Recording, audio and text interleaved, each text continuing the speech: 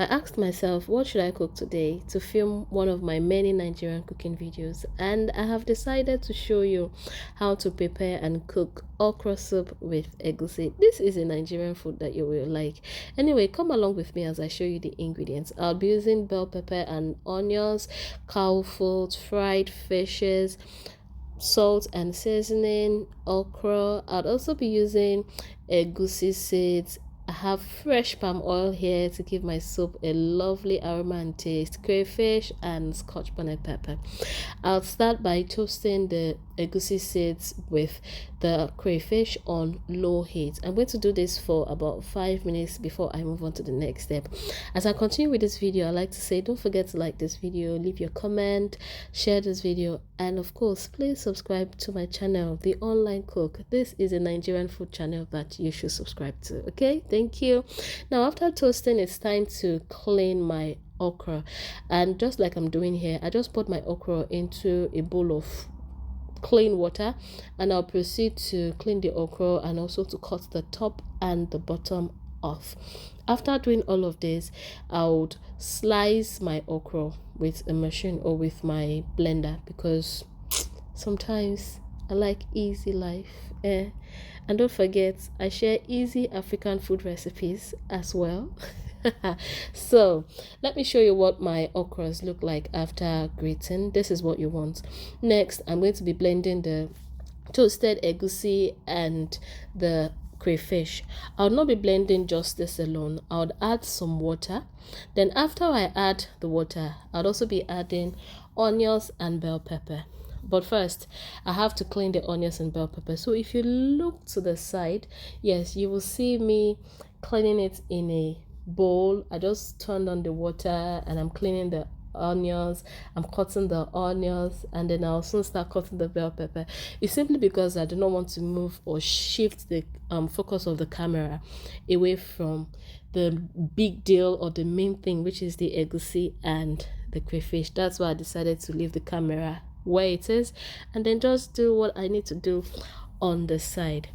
Anyway, if you've not tasted egusi and okra soup, you should actually try it. It's lovely, it is nice.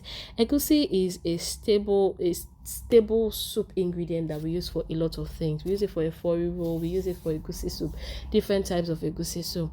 And I know that many people think that egusi and okra is not common. Well, in some areas it is not common, but this is a Nigerian soup that you should try. Now it's time to blend till I get a smooth paste.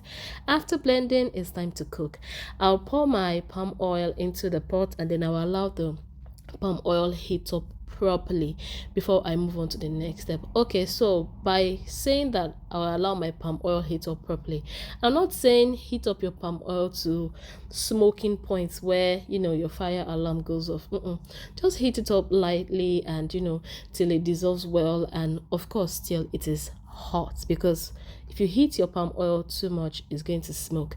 Now I'm pouring my blended egusi paste into the hot oil, and then I'll proceed to add some other ingredients. But before that, I cannot allow all this ones to waste, so I have to just scrape everything back into my pot. Okay, now after doing all of that, let me proceed to add the other ingredients.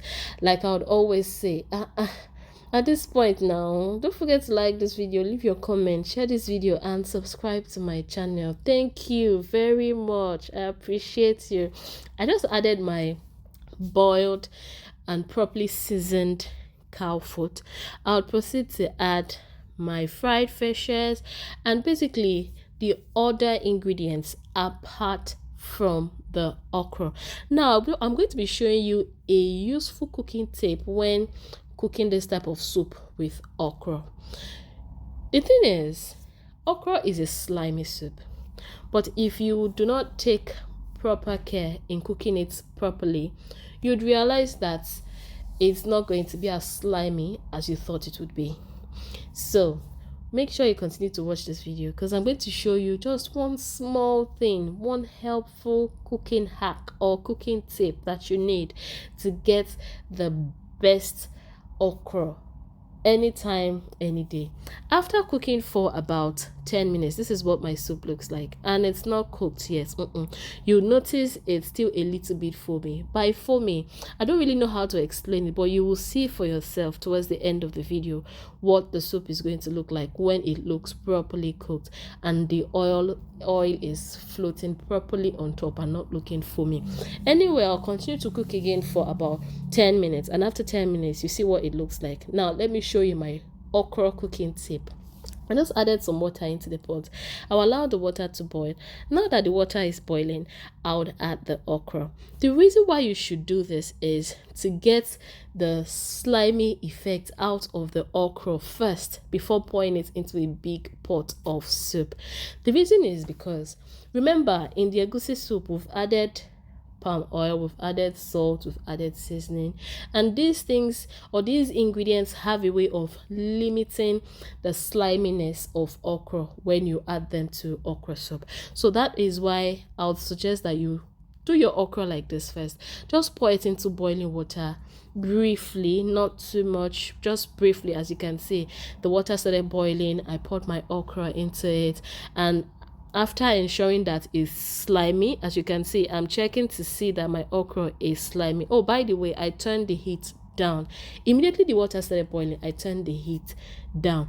Now I'll take my pot of okra to the side, and then I'll bring back my pot of egusi soup. I need to tell you this, at this point, you can actually eat this egusi soup with anything, any swallow of your choice, eba, amala, pounded yam, and whatever it is. But because I'm cooking egusi soup with okra, so this recipe is not finished yet.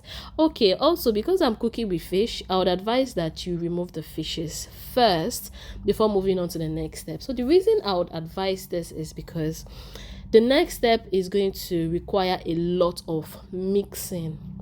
And if you're familiar with fish, fishes crumble easily. It takes little effort to crumble your fish in your soup. And I don't want to have bony soup because, of course, fishes have bones. So that is why I'm removing the fishes first before I move on to that step or process where I will do a lot of mixing. So after all the mixing and everything, you will see what I'll do with the fishes. Now it's time to pour the okra into the egusi soup. I have taken out the fishes.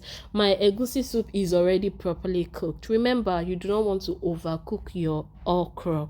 Okay, my egusi soup is properly cooked. I have removed the fishes and I have simply mixed the okra into the egusi soup.